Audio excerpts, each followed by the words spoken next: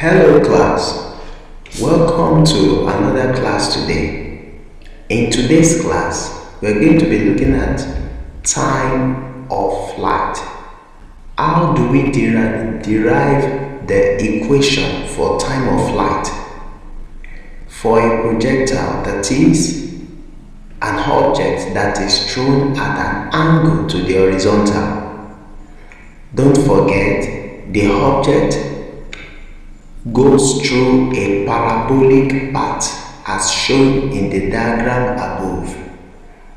For a projectile projected with an initial velocity u and at an angle theta to the horizontal, the initial horizontal component of the velocity, denoted by v subscript h, is equal to u cos theta. Don't forget, this equation is obtained from our Projectile. That is, if I have an angle that is formed, if I have, this is the direction of train. This is my horizontal and this is my theta. This is my theta.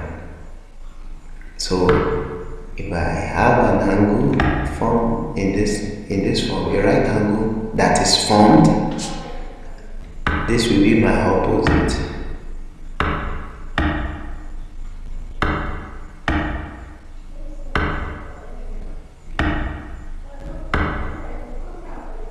This will be my adjacent.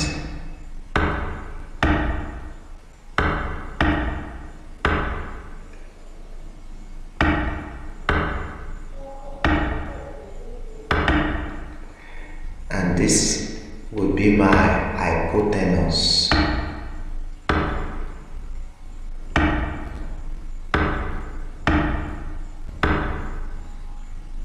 Okay, so for a right angle formed in this manner, I can use Projectile to obtain any of the side that I want.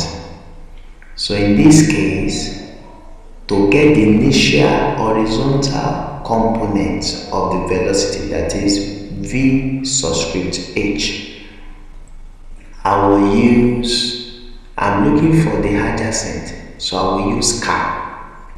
Car is the abbreviation for cos theta is equals to adjacent over hypotenuse. So if I make the adjacent the subject of formula, it will give me hypotenuse times cos theta, and that is how we obtain the equation here. V subscript h is equals to u cos theta. Also, if I want to obtain the initial vertical component of the velocity, that is v subscript v, initial vertical component of the velocity, it is equal to u sin theta. Where I will be looking for in the right angle triangle will be the opposite, and in that case I will use so. So is the short form of sin theta is equals to opposite over hypotenuse. If I make opposite the subject of formula, it will give me hypotenuse multiplied by sin theta. And don't forget, our hypotenuse is our u, that is the initial velocity with which the object is thrown. Okay, so that's what gives us v subscript v to be equal to u sin theta. The horizontal component of the velocity remains constant since no force acts in the x direction. There's no force as the object is being thrown and it moves following the parabolic path to the point where the object drops. No force is experienced along the horizontal direction, in the horizontal direction, but in the vertical component of the velocity changes. Why? This is as a result of the force of gravity. The force of gravity affects the vertical component of the velocity. Therefore, at any instant t, the vertical component v subscript v is given by v subscript v is equals to u sine theta minus g subscript vt. Don't forget, this formula is obtained from our v is equals to u plus at. V is equals to u plus at. So in this case, we are interested in the vertical. That's why we have written v vertical, v subscript v is equals to u sine theta. We are using the vertical component of the velocity with which the object is thrown, and that is u sine theta, minus g. Why are we using minus g? Because the ball is coming down, the object is coming down, and then multiplied by t. So when the ball is moving downwards, the height attained by the projectile at time t is given by, we want to obtain the height now that is attained by the projectile at time t. That would be h subscript v is equals to u sine theta times t minus half g subscript v t square. This equation is obtained from our formula s is equals to ut plus half at square.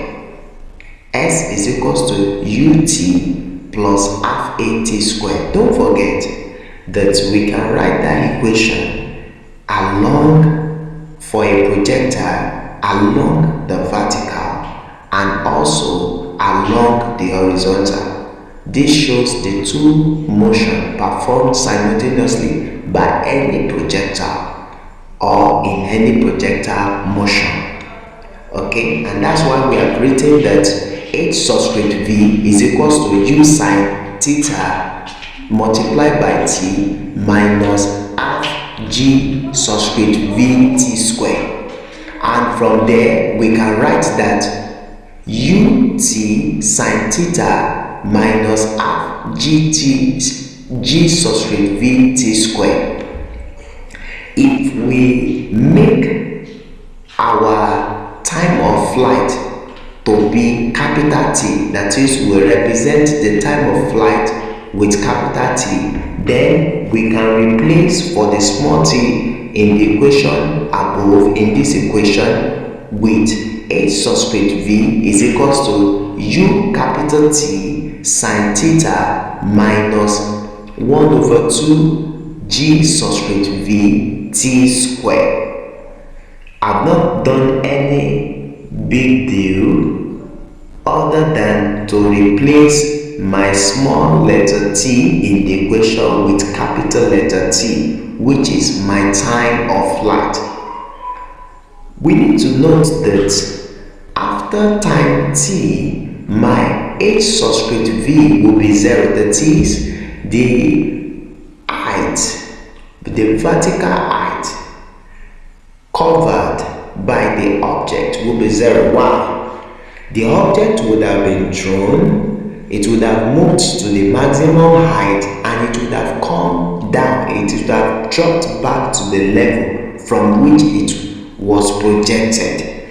Okay, so in that case, the object has returned to the level from which it was projected. It has returned to the level from which it was projected, and that makes the vertical height to be 0.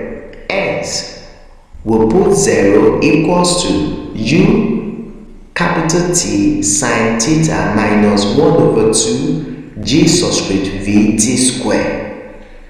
If we collect like terms and make capital T the subject of formula, that gives us capital T is equals to 2u sine theta all over g. That is, capital T is equals to 2u sine theta all divided by g.